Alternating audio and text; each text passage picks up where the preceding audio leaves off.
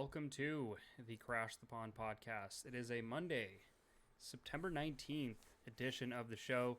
Jake, it is a Rookie Faceoff edition of the show. We actually have some hockey to talk about. It's not exactly NHL hockey. It's not exactly preseason. It's definitely not regular season, but it's something, and we're grateful for it. So I may just decide, though, to derail this from the very beginning.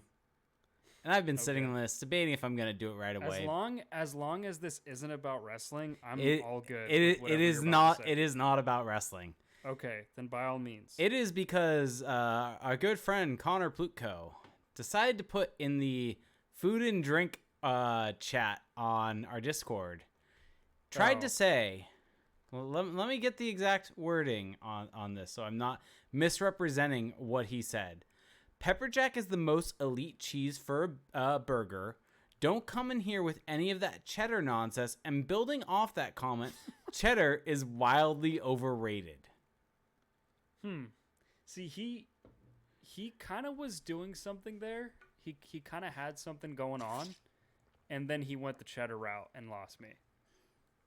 Yeah, like cheddar's good. Cheddar's great. I don't know where he's getting off here. Like, Connor, I'm sorry. No. And the thing is with cheddar too, there's so many different variations. Yeah, sharp cheddar.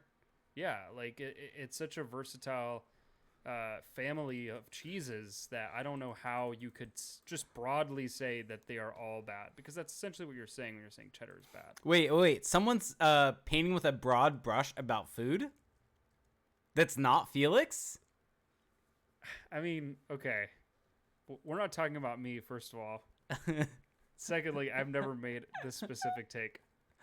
Fair enough. But yeah, I just had to start with that because that take was so wild that just needed to be shouted down. Everyone shout at Connor.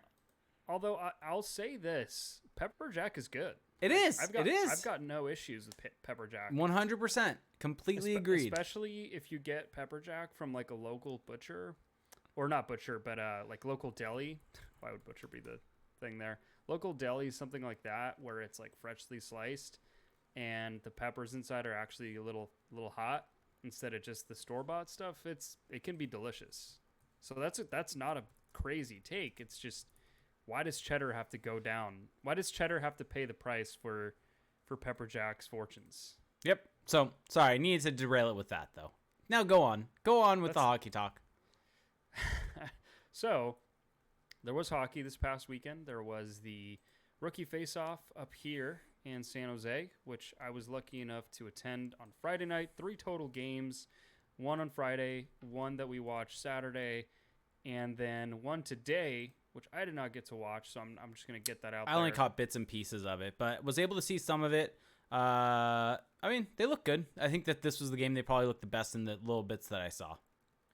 Okay, well, we'll take that for what it's worth, but I think one thing to keep in mind, so we're going to get into all the specifics and nitty-gritty of this tournament, this event, because it's not actually a tournament. You're going to keep doing that. Just accept it, that you're never going to be able to correct that. Okay, I'm going to come out and just say this. This is not a tournament, but I reserve the right to use the word tournament just because that's easier for me to describe it. You legitimately said that so many times on the Patreon episode on the weekend after claiming it's not a tournament. I'm just gonna say that it isn't, but if you hear me say that it is, don't take that to mean that it is. So anyway. There you go. So in this tournament, with these types of tournaments, how much stock do you put into anything, really? As someone watching these games, first off, I guess, 2-part question. How much stock do you put into it? And also, B, what are you looking for?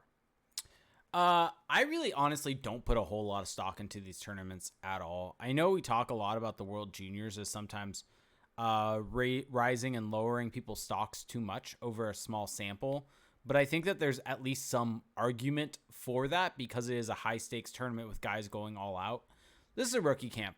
These are guys, the younger guys just starting to figure out their way. I mean, you had Tristan Luneau in the article by, I believe it was Eric Stevens, kind of talking about how he did have those jitters. It was the first time putting on a Ducks jersey for him and kind of had some jitters before he was able to settle into his game. And so you have guys like that who are just starting to understand the NHL from even a low perspective like that. And then you have guys like Mason McTavish, who I think is the exact opposite of that. And I think that that's the other part of this, is that Mason McTavish, I think, is pretty much locked into an NHL role. I think he could very easily be awful in training camp and then probably not make the team.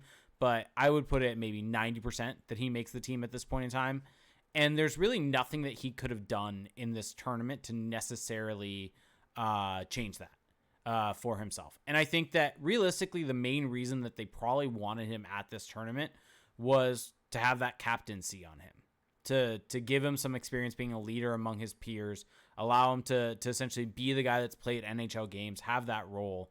But I mean, you watch him play, and it's hard to get past the fact that he just came off a high intensity World Junior tournament.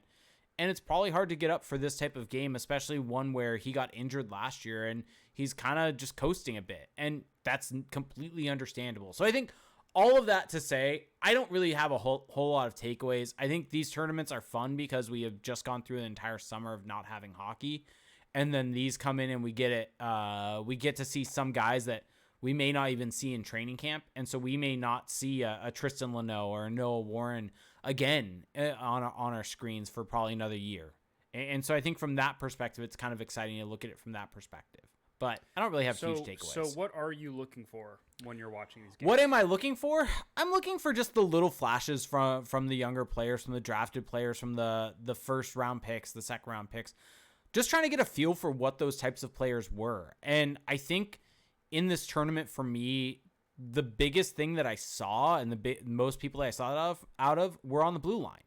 And so I think that was something that was so impressive to me, was especially from this past draft, was that Minchukov, Tristan Luneau, Noah Warren, those three guys, they really impressed me in this tournament, and in some ways upped my opinion on them from where it may have been mainly with Noah Warren, because I was high on Tristan Luneau and Pavel Minchukov. But I think it's just kind of almost in some ways trying to understand what type of player they are and seeing what type of game that they have. And I think that's my biggest thing, is not looking for big overarching takeaways, whether they're good or bad players.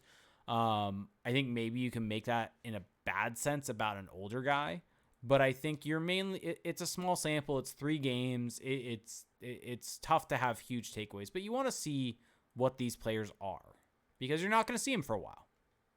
Yeah, so I think the first point is an interesting one on how much stock do you put into these. Because you could say, and I think the first part of the point is valid, which is that it's a small sample. It's like an infinitely small sample. It's 3 games. Some guys don't play all 3 games, so you're really not getting much. But people put stock in the World Juniors, right? Why do they do that? Because they're playing against the best of their peers from different countries, and they're doing it in this pressure-packed environment. And I would argue that this is not the same, but it's in that vein. They are playing against the best prospects on other teams, assuming that those other teams have their best prospects there, which they generally do. And, I mean, being there on Friday, and, I mean, it was the same thing when I was there when it was in Irvine. All of the hockey world for these teams is there. I mean, the decision makers, the scouts. I mean, I saw Pat Verbeek, Jeff Solomon, Martin Madden. I saw Bob Murray. I mean, there's just the who's who of these teams' brain trust is there. So there's a lot of pressure on these guys to perform in this kind of small sample. So even though I would generally agree that, yes, this is still too much of a small sample to really make any sweeping conclusions, you can still get something out of it because it's a pretty unique and tough environment for these guys. That's fair. I think that's a good point. I think that was something I hadn't really fully thought about. Basically, this is the first time that kind of all of these guys are going to be in front of their general managers. Right. And I think that's a fair point to be had. And this is where they can see him up close and personal, because after this, it's going on trips where instead of them having the entire roster of their players, they are going to be one player on that team that they're going to be looking at. And so if you stand out amongst your peers in your prospect pool, that probably sets you up well moving forward as compared to just essentially being the one guy that they focus on in the game. That there's a big difference there between that.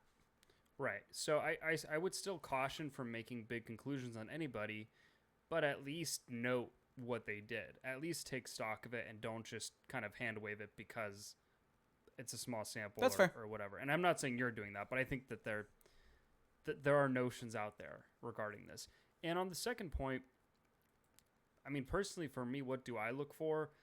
I think it's basically what you said. It's just understanding how these players play, what their strengths and weaknesses are, how they approach different situations, what skills do they have right now that are driving their success, and what skills could they maybe work on to help address some weaknesses. So you're really just getting to see that in a very intimate way, because otherwise, when do we really get to see all these guys together on the same ice? They're playing for different teams and different leagues throughout the season. We just don't have our duty here is not to cover prospects throughout the season. It's to cover the team. So we don't really ever get to see all of the prospects really play on the same ice ever up close like that. So it's a unique opportunity, and it's really cool. I'm really glad that this concept exists because, I mean, I don't know if you're aware, but like the NBA has a summer league. Yeah. Where it's all the young guys, and I love that. And I wish the NHL had something close to that. Yeah. But it's a fun concept. Yeah, I mean, it's also just a completely different league. The way that the teams are set up in terms of everything's very, very different between essentially how leagues are run. But yes, no, I agree. It's a fun tournament, and I think that when it was hosted in Irvine, it was really, really fun to go to. I think it is something that is more fun to be at than to necessarily watch. Because I agree. I feel like in some ways it is you watch that first period, right? The first couple minutes, and it feels like you're on top of the world watching hockey again. And then it slowly settles in as there's missed passes that this is not the same level as the NHL. And this is definitely the very early season for these guys. And they're just starting to get their legs underneath us. And also adding in the fact that the camera angles for the last two games were miserable. I swear, in today's game, there was at one point where I think it was the start of the third period. The person, I think, because I'm pretty sure it was like a remote operated camera.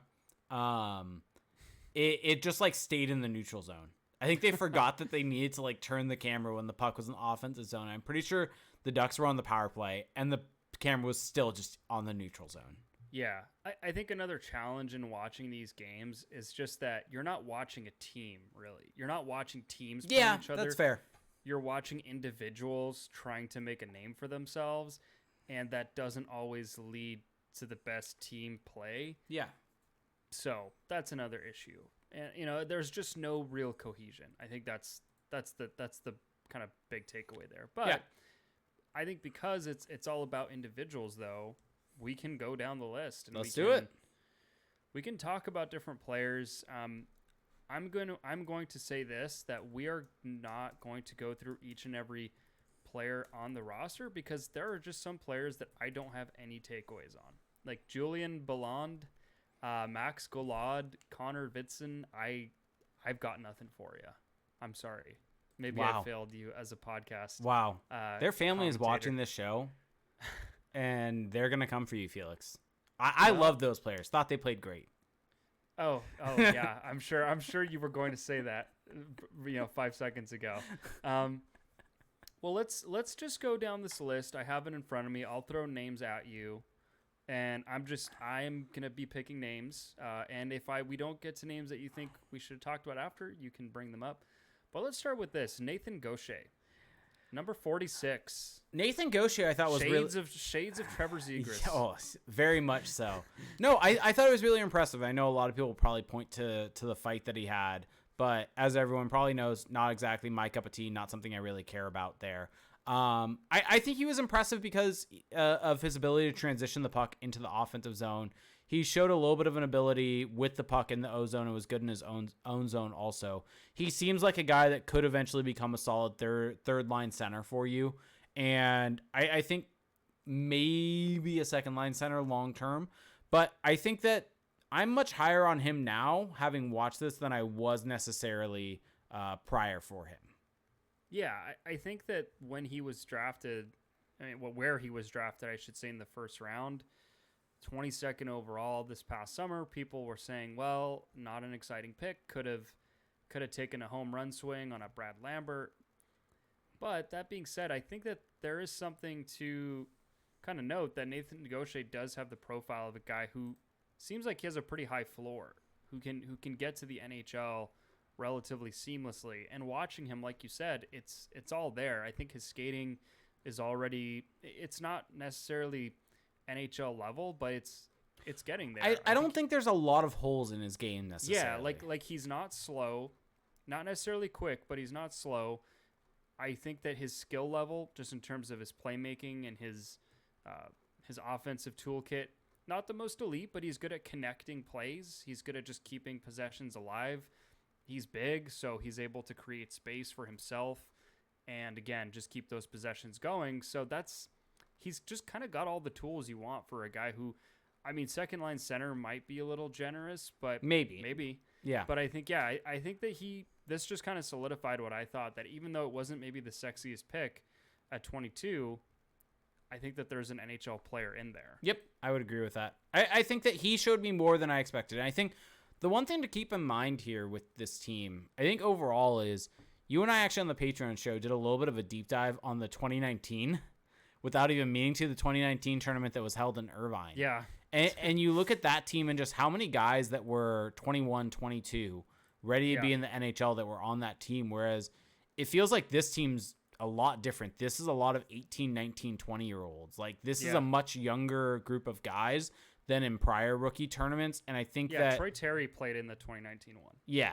and like, I mean, Trevor Zegras, well, no, Zegras would have been the same as McTavish last year, but regardless, I think that there's a lot of these guys that I think it's hard, you have to remember, they just came off their draft season. And so I think with Gaucher, what he was able to do doing that, I think did raise his stock a little bit for me.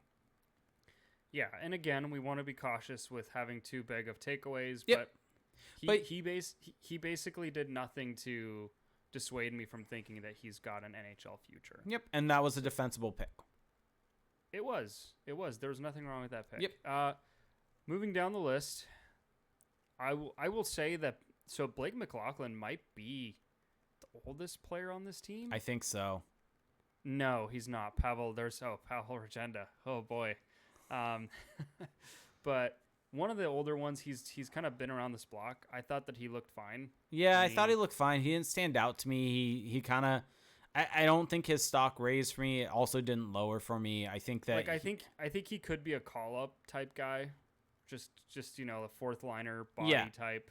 Yeah, like, I think he probably pans out to be mainly an maybe top of the lineup AHLer, most likely, that gets called up. I could see him maybe being a fourth liner, just because, I mean, he showed me some good forechecking ability. I thought that he really was driving play. But again, though, it's kind of hard to say because he's one of the older guys. Yeah, he's kind of done this before, so don't want to put too much stock for especially a player like that. Mm-hmm.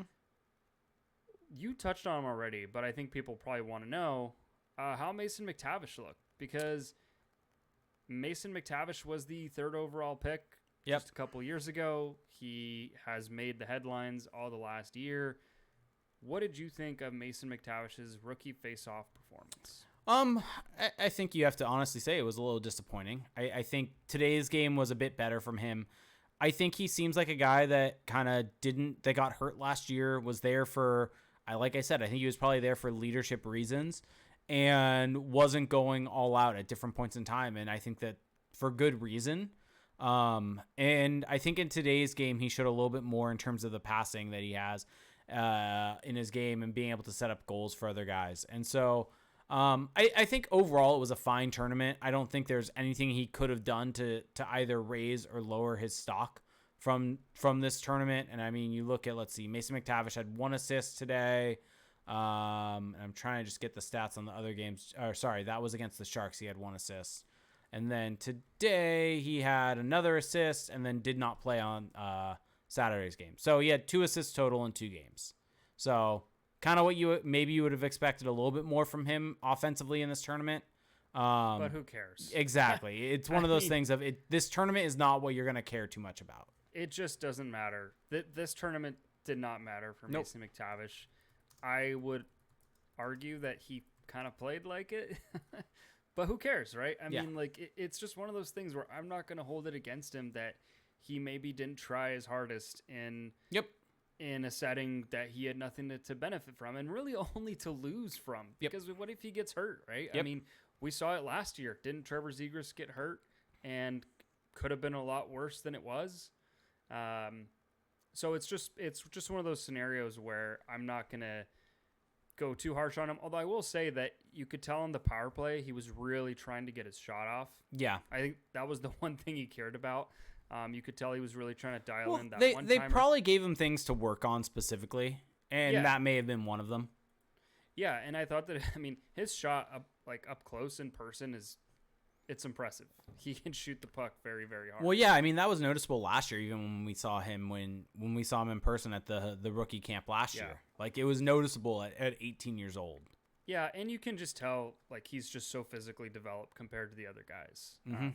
So, yeah, his season, his kind of path will be more so decided by the preseason. Yes. And how he does there. Because I think he at least needs to play somewhat well in the preseason, right?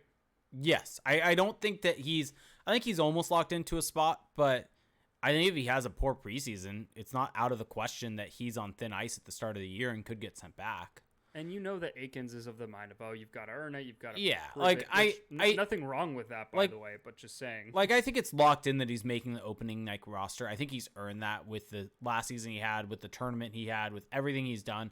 I think he's probably earned the opening night roster spot to at least get the tryout with the team and go from there. But I think training camp will go a hell of a long way to get him in a better spot to shine. I mean, it's basically his job to lose. Yeah. He's just got to not screw it up. Yep. Which I don't think he will. No Logan Nyjov takes. Sorry. Sasha Pastujov. This was a pick that we were both really excited about all the way back in 2021 in the third round because of how productive he was in his draft year. And this past season, maybe wasn't as electrifying as we thought he'd be. Any kind of takeaways from his performance? Yeah, I mean, I think a little bit disappointing. I mean, no shots on goal in today's game, only 2 shots on goal in the game against the Sharks. And then, sorry, I just want to get this stat up also if I can get to it in time. I can't. It's fine. But basically, I think that he was a little bit quiet, to be honest. And so you didn't necessarily see him shooting the puck like he was known for, basically. So, I think I would have to say disappointing. He got in the forecheck a couple points in time to break that up, but this was someone who kind of was known for his shot, for getting into offensive danger areas, and that wasn't necessarily something we saw. And, I mean, there's still development required in his game, but yeah, I think a little bit disappointing.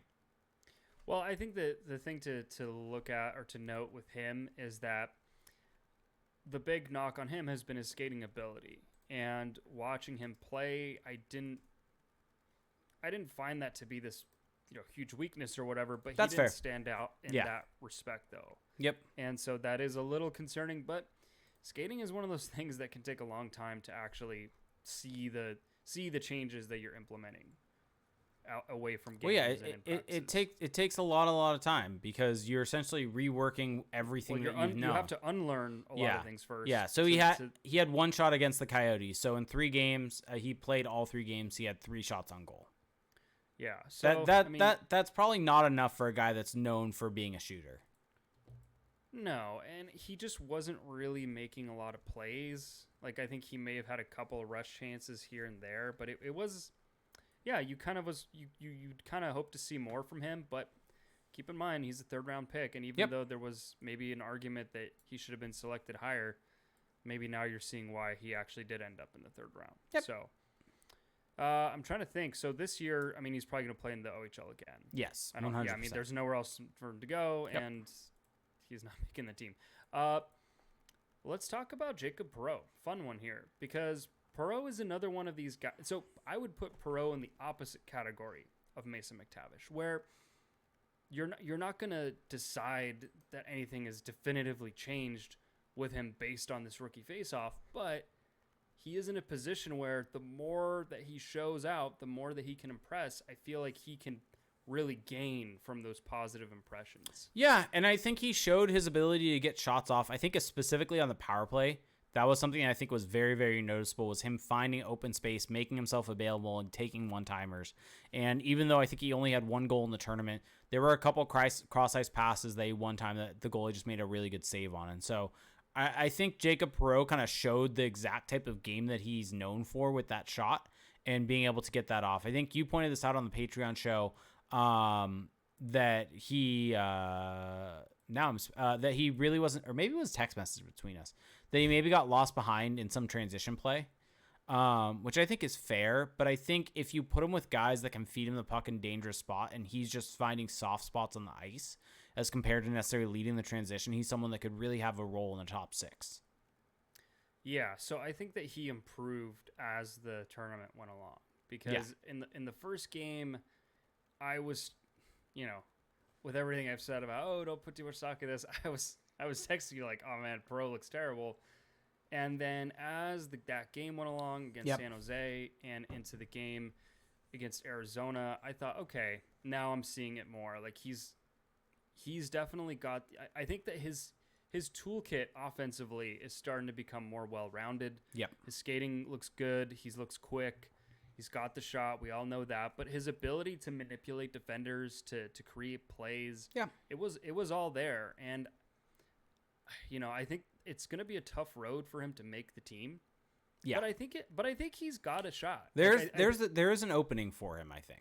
I think if he plays really well in training camp, like, what's the harm in giving him some run in the NHL? Like, he can just go back to San Diego. It's not this kind of all or nothing situation that you face with the junior guys, with the CHL guys, I should say. So, Also, quick note on Sasha Pastujov. I believe that he actually is AHL eligible this year due to the fact that he was not drafted out of the OHL. He's drafted out of the National Development Program, but he's going back to the OHL.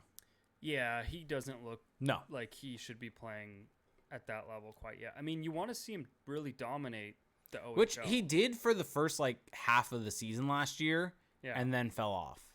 Well, the weird thing now, too, is if he dominates in his draft +2, how much do we even really care? And maybe that's the argument for having him in the AHL, but I think he should go to the OHL. Yeah, I don't know. I guess you could make a case either way. Oh, boy. Are you ready for this? Oh, let's hear it. You ready for Pavel Regenda talk? Go on. You go. You go. I think it's Regenda, by the way, not Regenda. Oh. Well, I'm sure we're pronouncing it wrong regardless because it's not an English name. So that's English fair. Pronunciations don't apply. So he was signed as a free agent this offseason. Correct. And he's born 1999, so he's definitely one of the older guys in this group.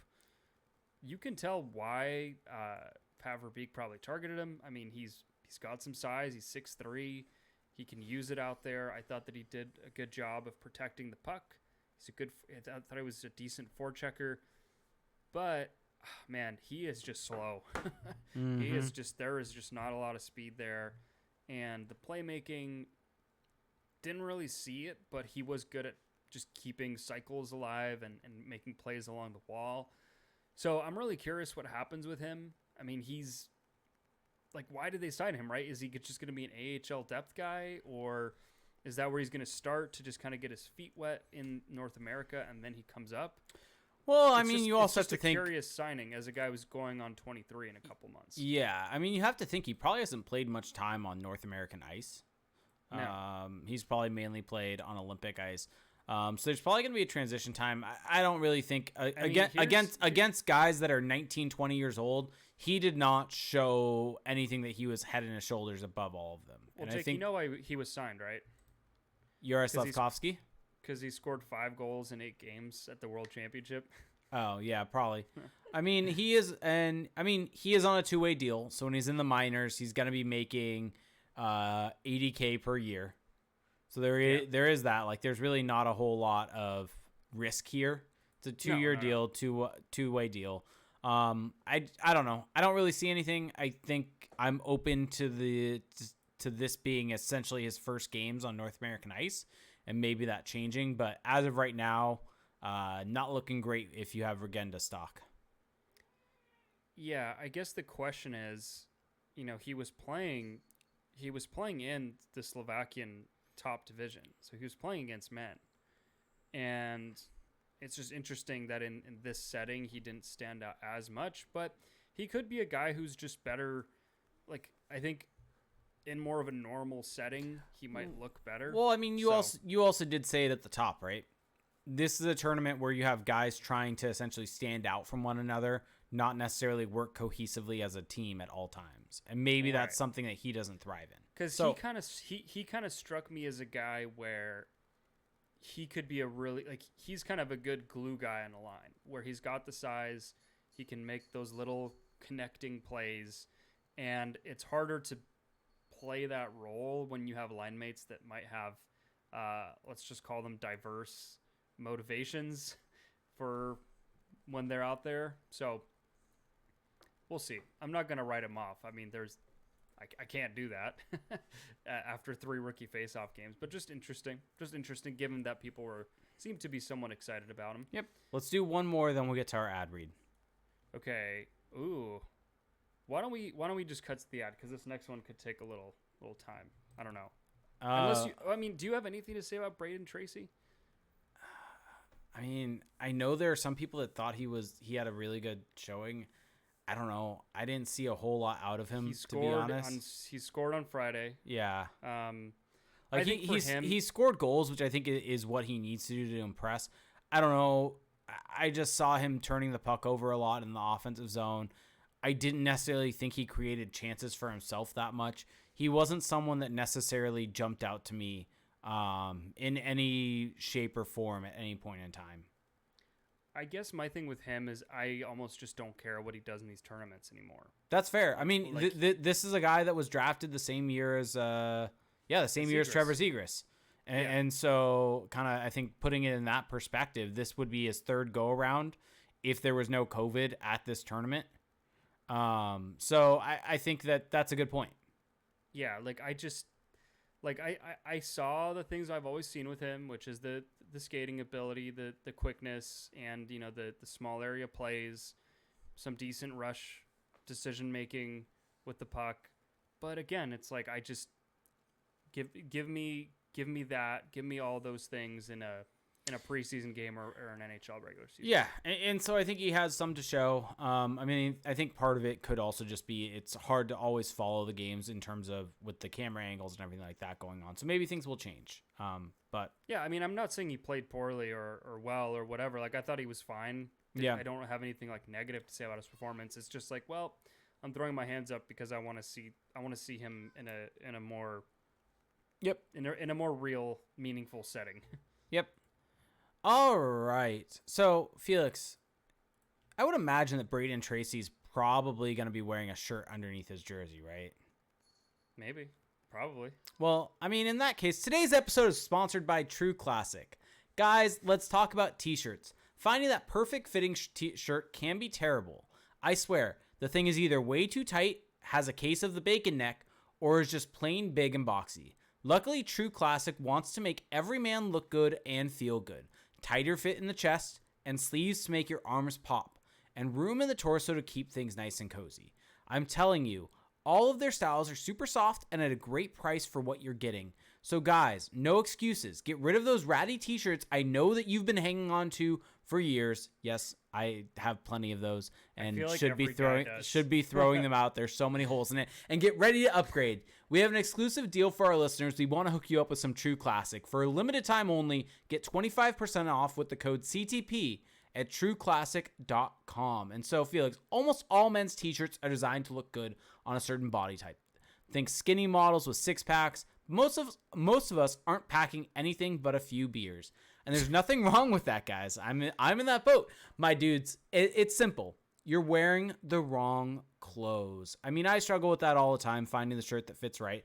I'm a shorter guy, a little bit stockier. It's not easy to find a shirt that is going to fit me well. And so, I mean, as you can see, I'm wearing this. This shirt fits great. This is from True Classic. And their tees taper off towards the bottom, but they fit tighter around the chest and shoulders so you can throw on that True Classic with confidence, knowing we've got your bases covered. True Classic is more than just a t-shirt company. They have all menswear staples you need. They've got polos, workout shirts with the same flattering fit. Their workout shirts are great. I love wearing that every single time. To boxer briefs designed to keep your boys feeling nice and comfortable. They make it super easy to build out your wardrobe, and you'll get top-notch quality for a great value. They have a pack builder on their website, and for any big boys out there, they have long body options for the tall guys and up to triple XL on their staple colors, and they'll make you feel your best by accentuating the places the eyes go to first. Wink, wink. Whether you have abs or flabs, their clothes make look great on all body types. Skinny dudes, big dudes, buff dudes, my dudes. True Classic has you covered. So get comfortable, get going, and upgrade your wardrobe with True Classic. Get 25% off at trueclassic.com with code CTP. Free shipping included on purchases over $100, and there's 100% risk-free guarantee with a 30-day return policy. So when you look good, you feel good. Thank you, True Classic. Go check them out. We're rocking their hats. Yes, too, yes. Can't tell. I saw on their website that they have jeans now. Very curious about those. I actually don't own a pair of jeans right now. Should get. I don't know if I should say that out loud, but if True Classic wants to send me a pair, I'll happily talk about them on the pod. Okay. Let's carry on here and let's talk about the blue line, because I think to me I'm kind of glad we saved this for now, because this was the real standout of the weekend, and I'm gonna try to couch everything with, we're not saying that these guys are gonna be all stars or whatever, but I think it's fine to give credit where it's due, and to take note that there were some positive signs from different players from a lot of these blue liners. Yes. Let's start with Drew Hellison. So I got to see him up close on Friday, and I thought that he was mostly as advertised. He didn't make any glaring mistakes. His skating stood out as a positive, not an overwhelming positive, but I thought that he was adequately mobile in all four directions, backing up, going side to side, and didn't get a lot of opportunities to move the puck, so we didn't really get to see his offensive game, but his ability to close gaps with oncoming attackers and his kind of small area passes down low in his own zone, you could just tell that there was a smart, kind of pro-level defenseman there already. Yeah, he just seems stable. I'm curious where he'll probably start in the AHL, but I think that, given any injuries this season or what have you, that he's a guy who could maybe come in and make an impression early on that he's capable of playing at that pro level. So yeah. I was excited by his play. I completely agree. I mean, we said it at the time when the trade happened that he projects to be Josh Manson basically. But maybe with a little bit more offensive ceiling. And we saw that actually today when he was on the power play. I think he's just more in control. Offensively, he has a little bit more to his game than Manson did. And I think that's the biggest thing. Right. He has more of a puck-moving game in the offensive zone. And he's just stable. And I think that pairing of him and Zellweger was very fascinating to watch. And I think that he just provided the solid backing for Zellweger to be able to go and do whatever he wants. And that's what you really need out of a Drew Hellison. And so it was really fascinating to watch him. And I definitely was impressed by him in terms of just he had the most professional game, I think, out of anyone on the Ducks in this tournament. Yeah, he just looked polished. He's just nothing blowing you away, but looked polished. And I think that if you're trying to project where he'll end up, everything that I had heard about him kind of checked out. So that's a good sign. I think if you're a Ducks fan, you should be happy about that. Tyson Hines. So Tyson Hines is actually about the same size as Drew Hellison, but he looks a little rangier. I don't know why that is, but he looks a little it seems rangier. Like his reach is a little bit longer. Yeah, and he was exciting to watch because he was a third-round pick in 2021. Actually, one that they traded, I think, a third-round pick this year for. Yeah, it was the flip. Yeah. But he... he's not the most exciting with the puck, but I think that defensively, he was really good at just, killing plays, getting in the faces of attackers, breaking up plays with his stick, getting in passing lanes. he was just kind of everywhere, but he wasn't doing it in this reckless fashion. He was really in control and just kind of seemed to be in the right spot and wherever he was. And I want to add to that because you're right. But one thing that I know specifically, I think it was in the Coyotes game, he was very much engaged in the offensive zone in terms of pitching on the boards to be able to keep pucks alive. And that's something that is so important to get good reads there and be able to play it smart while also being aggressive enough to save pucks and keep offensive zone time going. And I think he got a couple plays that were really stuck out to me where he jumped in front of the Coyotes winger that was along the board to get to the puck first and get it back down deep in the zone to one of the Ducks players low. And that's something that I think is so important in the modern day game because guys are going to be looking to break out the puck quickly. And if you can pick those pucks off before they get up to the guy that's high in the zone, you're able to keep plays going, and then you have an outnumbered attack. Because if you pick that puck off, put it low, you drive the net now, you have an offensive advantage. Yeah. And so not necessarily that Hines is going to be that guy to give you that, but if he starts doing that and starts kind of at least maybe becoming a dummy, it opens up space for other guys. And I think that's something I did not expect to see in his game that really stuck out to me. Well, he looked good at the last Rookie Faceoff, the one last season, and so I barely remember that one. He built upon that. Yep. This isn't. I mean, and then to me, this is probably the one that I was the most surprised by because I didn't really know what to expect. But Tristan Luneau, he's a guy who is very young for this crop of players. I mean, he's one of the only three players born in 2004. So he's very young, and he was the second round pick. He's a guy who projected to be a first round pick, was the first overall pick in the QMJHL draft, but then suffered a knee injury. And he really showed, I think, why he was once so highly touted. I mean, everything I just said about Hines, I thought he had that. He had the defensive game, but then he was so good at joining the rush, being smart about that, creating offensive opportunities. And really where he stuck out to me was as a puck mover. Just so smart distributing, so smart at reading the forecheck and then making the right decision. Just a really fun defenseman to watch. I mean, I have a kind of a soft spot for good puck-moving defensemen, and he really showed that. And I think it was also a little jarring that he was wearing number 67. Yeah.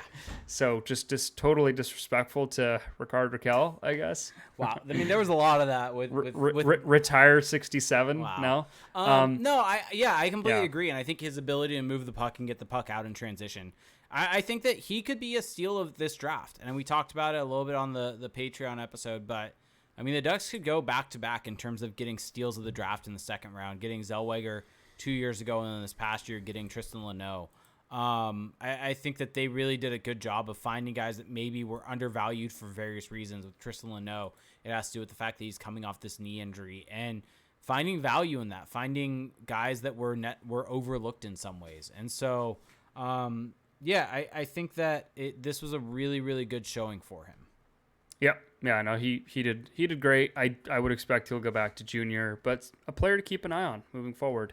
Pavel Mintyukov, I feel like maybe, we kind of buried the lead here, but he was the 10th overall pick for the Ducks in this past draft. He's supposed to be one of the most important building blocks as a 10th overall pick. What did you think of his performance? I thought also fantastic. I think he stood out in the sense of joining the rush. I don't think he necessarily moved the puck as well as Luneau did, but he was definitely more. He's also more risky. Yes.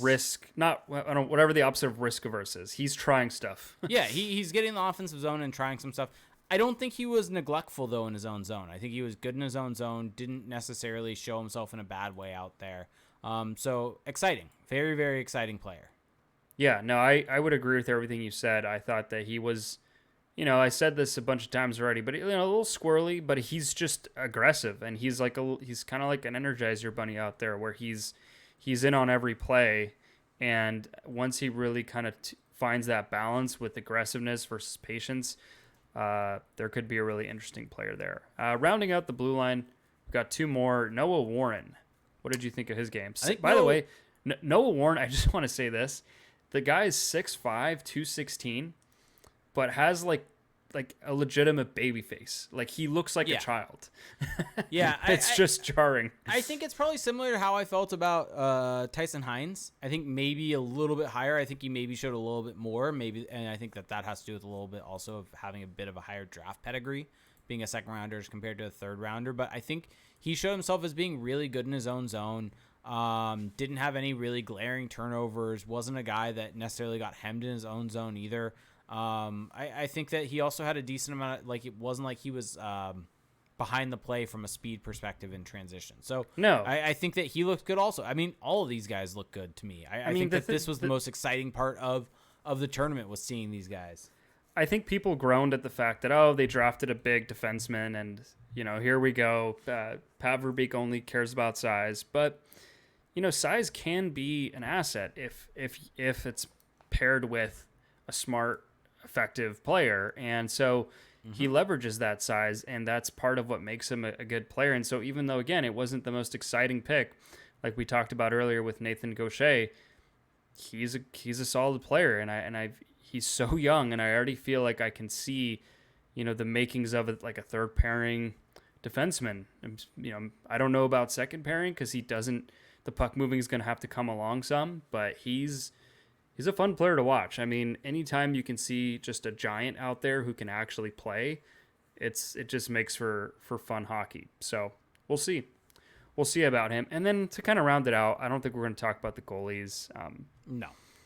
I mean, with all due respect, I don't see any of these guys that were there as really figuring in the Ducks' long-term plans in net. So Olen Zellweger, did we save the best for last? I don't know. I think so.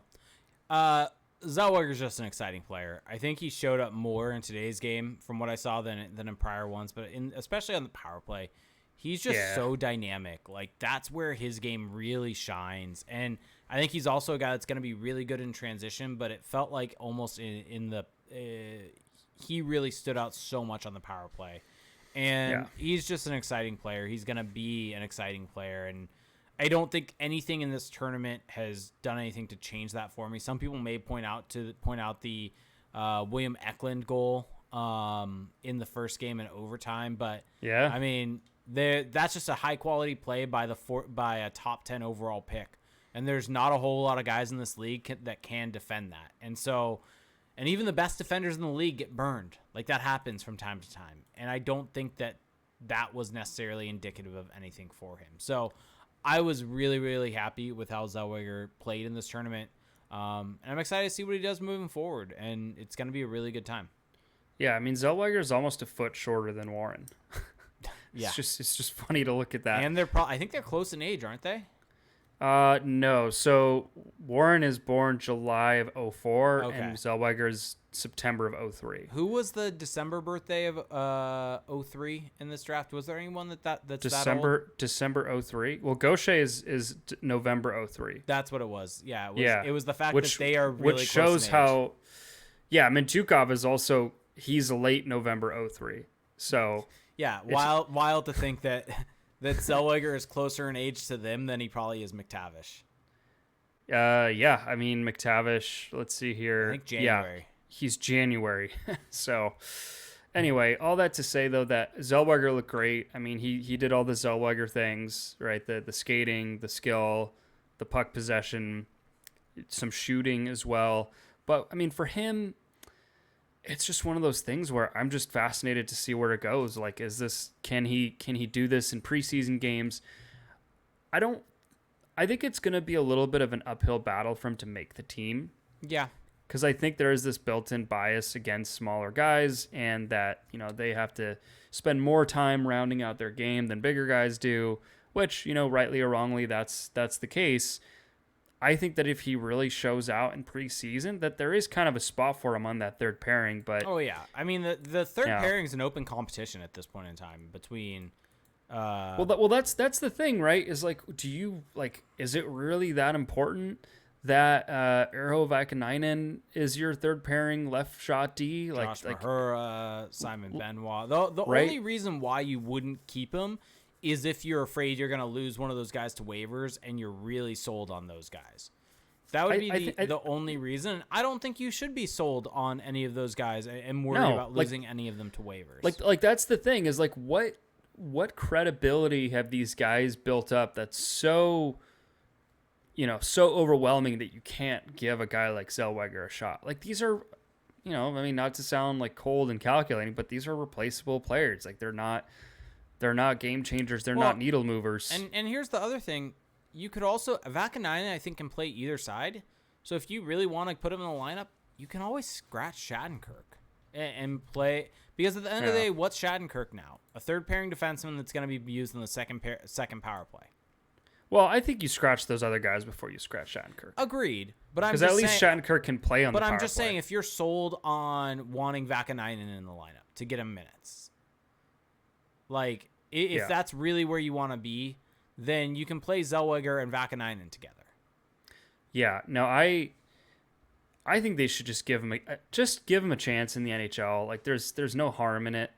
I think he's dominated his level in junior. I mean, we're getting ahead of ourselves now, but I think they should do it. And yeah, I'm seeing a question in our chat about, do you really want him playing on the third pairing? Yeah, nothing wrong with that. I mean, he doesn't have to like first pairing NHL. Second pairing NHL is a big task. Ask Jamie Drysdale about how that went for him last season. So third pairing, ease him into the lineup. There's just nothing wrong with that. Yeah, and I think that there's more to gain for him playing third pairing minutes in the NHL, even over a 9-game sample size, than playing first pairing minutes in the WHL. Mm-hmm. Like, I just think he's shown that he's too good for the WHL. And even if he has to go back because of the rules, I think giving him some games in the NHL to get a taste is going to be very good for him. Yeah, that's the thing. It's almost like you're rewarding what he's done. It's kind of a nod to the fact that, we're kind of stuck with these rules, but we think you've earned this. And now hopefully once you go back, you're not quite as like down in the dumps that you have to do this all over again. Yep. Okay. Well, that's the list. All right. Any thoughts on, before we get into questions, on the Zegras Drysdale thing from the weekend? Did you see the turnout for it? There were a lot of people. There were a lot of people there. And supposedly from what I saw, Zegras and Drysdale both stayed late to make sure everyone got stuff signed, which is good on them. Yeah, I mean, good for them. Happy that went well. Happy that the Ducks are marketing their stars. I think it just goes to show the excitement level within the fan base. I'm still not used to the 11-6, though. You'll get used to it maybe after 2 games. It's something about it. Go back to 46 and 34. Stop. All right, let's get to questions. We're going to start with Twitter, we're going to start with Discord, then go to Twitter, then come back to Twitch. So we got one question. Our first question is from JJ Stone Drum. Says, how many Ducks rookie that played this weekend will have at least one game in the NHL this season? I'm going to go with 2. This season. Sorry. I'll go with McTavish, Zellweger, Perreault. I'm going to go 5. Tracy, I'm up to 4. I'm going to go 6. I'm going to throw it to Gaucher because I'm dying on that hill. May legitimately die on it. And I'll go Helleson. So, yeah, I think we're at 6. All right. Replace Gaucher with Regenda. I think Regenda gets a game. Oh, yeah. I'll go 7 then. Wow. Yeah, just go in there with it. Yeah, so I mean that's a decent amount. That's more than I probably thought. But this is like throughout the season. Yeah, and this doesn't mean that they're gonna play like 40 games. I'm thinking does Blake McLaughlin get a game? Yeah, fuck it. Let's go 8. Let's go 8. So Give me 8. I'm at 7. Gaucher is not making the team, so I'm at 7. Else? There's gonna be injuries. I mean, is there gonna be another rash of COVID? So let's go. Can we get to double digits?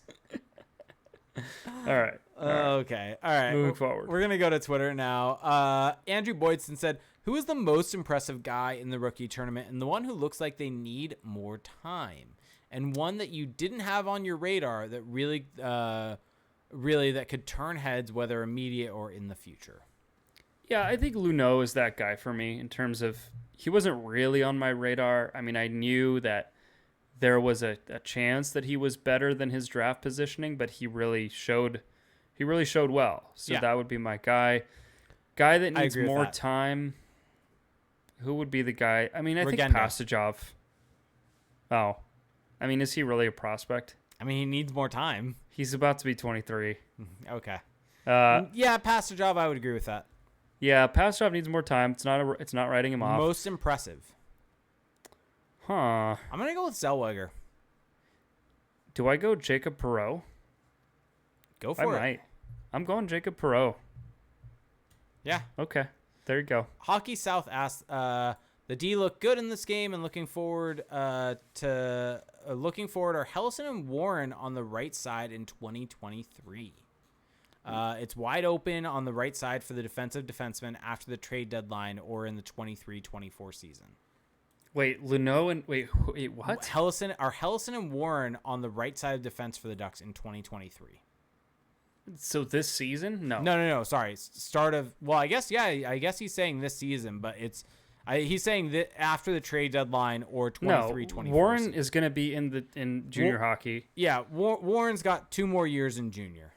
Yeah, and then Hellison maybe Hellison. I think Hellison could be a lock on that right side starting next season.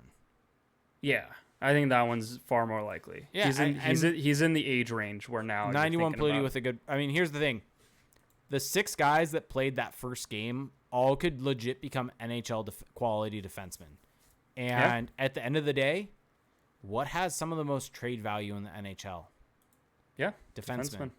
And so 91 Pluti in our Twitch chat brings up a good shout. I predict Noah Warren is traded before he gets to the NHL. And kind of going off that, I think one of Warren or Hines is ended up trading. Well, they are a little redundant. Yeah. Like you can only have so many of these guys, but it's a good thing. You just got to be careful. Those guys have trade value. I mean, you just got to be careful what you do with them. Because remember the last time the Ducks had an overflowing defense pipeline? Yeah, there's also a different guy in charge that understands the valuable assets that he should be going after, and the agent. You don't think Pat Verbeek would lose a Shea Theodore for nothing? And the contending window for this team. And I mean, here's the thing: there's not going to be space on this roster for all these guys to make it. There just you don't think Pat Verbeek would trade a Brandon Montour type for basically a bag of magic beans? That trade was still fine. We both really like that trade. You don't think Pat Verbeek would hang on to a Jacob Larson type indefinitely after he'd already proven beyond a reasonable doubt that he was not an NHL defenseman? And who did he move Marcus Pettersson for again? Oh my God! And was that for Sprong? That was Sprong. You're saying Pat Verbeek wouldn't trade an obviously solid, depth defenseman for kind of a project forward? Basically, what I'm saying is I think Pat Verbeek has a plan in place and knows exactly what he's doing and knows that he needs to – that all these guys, even if they don't make the Ducks specifically, they have trade value and can be flipped. Because at the end of the day, the Ducks are going to hit their contending window and there's going to be guys available for them to get. And the better you draft, the higher your prospects are, the better the quality of talent that you can get in a trade. How good would Shea Theodore look on the Ducks' current blue line? I have a Shea Theodore jersey. Really? I have a gold Shea Theodore jersey. Oh wow, that's actually a nice item. Yeah. Which one is it? The home or the away? Well, it depends. Oh, is it the white one or the black one? There you go. That's the better question. They wear white half the time at home and black half the time at home. Can you just answer the question? I have the white one. Okay. The white one's the better jersey. That's the correct choice. The white one's the better jersey. It is. All right. Our good friend Trevor Zegras is at 91 Pluti saying Lewis is shaking right now with the jersey talk. Yeah. Who knows what Lewis is doing? An inside joke for everyone. Trevor Zegras asked us a couple questions. The UFA market is very deep next year. The Ducks are loaded up with deep prospects that project to be good, as we saw this weekend. And we have the college guys and Drysdale. College guys, FYI, might not end up being here. We'll see kind of what happens with that. But he added, so because of our defense seems set, do you think we'll make a big splash in the forward part of next offseason? If so, who would be a name you would like to see them take a run at? Have you even looked at the free agency for next year? No. I was reading this and was really hoping you would be pulling that up as I was reading it. I mean, you could have forwarded me this question maybe. No. I don't know. That would have made too much sense. I mean, Matthew Barzal is the big one that comes up to mind, but he's RFA. Wait, but why are we talking about free agents? Like, what's the relationship with the prospect? Yeah, I'm not really defenseman? sure. I think if you're looking at prospects, the better way to look at it is look at Trade. RFAs. Well, trades. An RFA is a guy that you would trade for. Like a Pierre-Luc Dubois, Matt Barzal. But yeah, well, Dubois is going to be a Hab, so this is known. Okay. I don't know. I'm looking at this free agency class, and I don't know. It sure there's high-end talent with Nathan McKinnon, with Dylan Larkin. Well, is McKinnon going to make that? That's make the it thing. to that? Yeah. That's the thing is a lot of these guys right now the class looks better, but that's because these guys haven't signed their extensions yet. Those extensions are going to be coming. Yeah, exactly. So, all right. Part 2 of his question. Patrick Kane and Zegras have always talked about how he's been his favorite player, and somebody role model his game after. They would be, and they have a pretty similar game. And I would imagine come the 23-24 season, we are likely contenders. What would be the best offer you would give Patrick Kane? Money and years. Ooh. I wouldn't do it. Reason?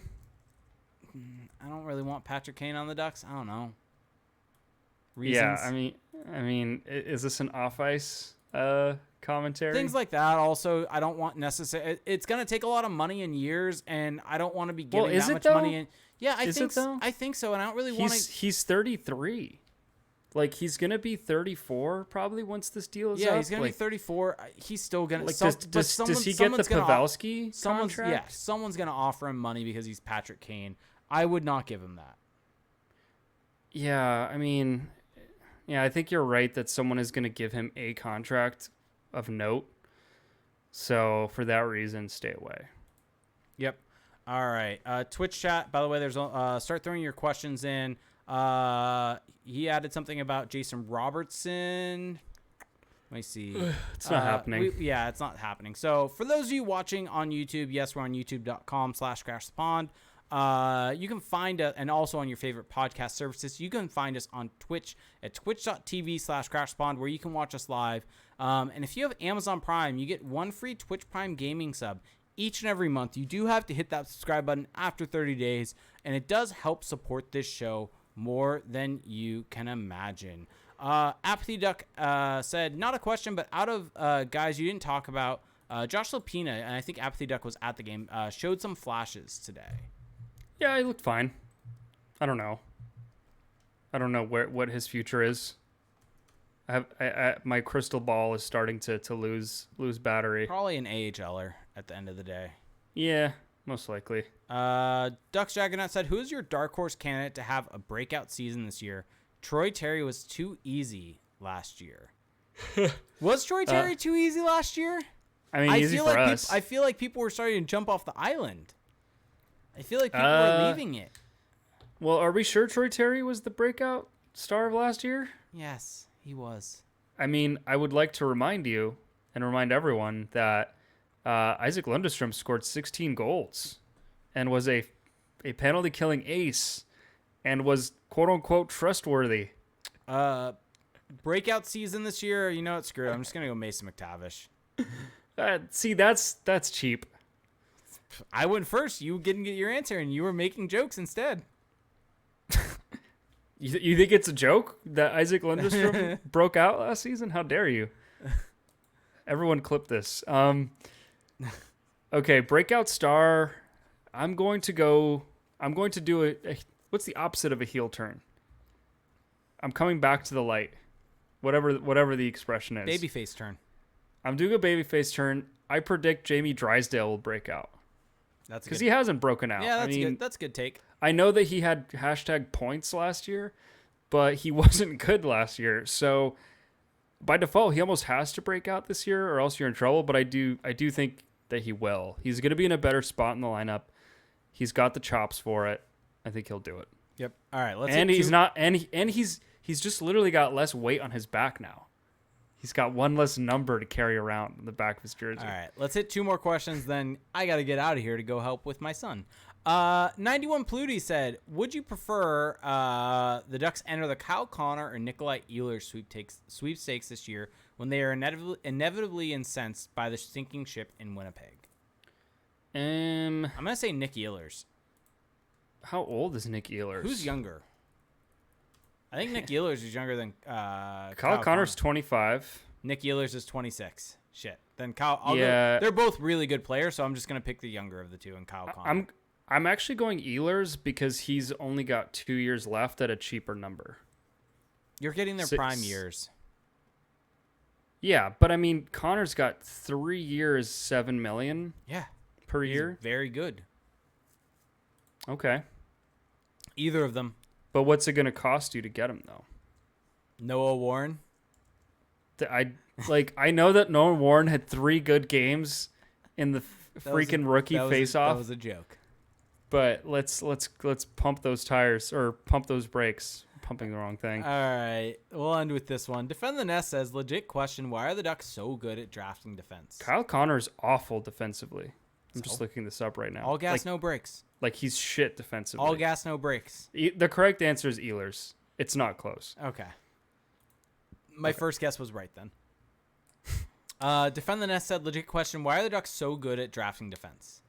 Our good friend John Broadbent from New Zealand. I just think that they know what to look for.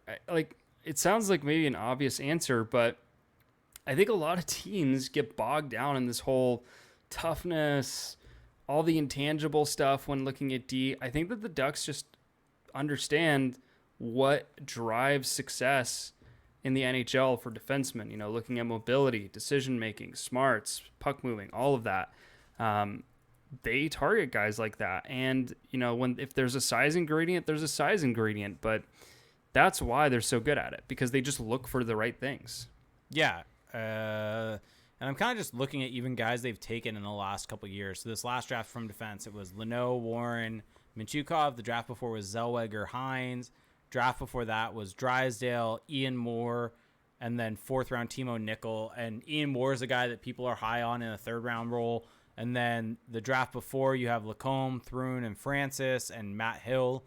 And I mean, we'll see what ends up happening with Lacombe and Thrun, but they're both guys that are valuable. Regardless of what happens, they're well thought of. They're valuable. Prospects. 2018, there were no defense taken. 2017, no defense taken.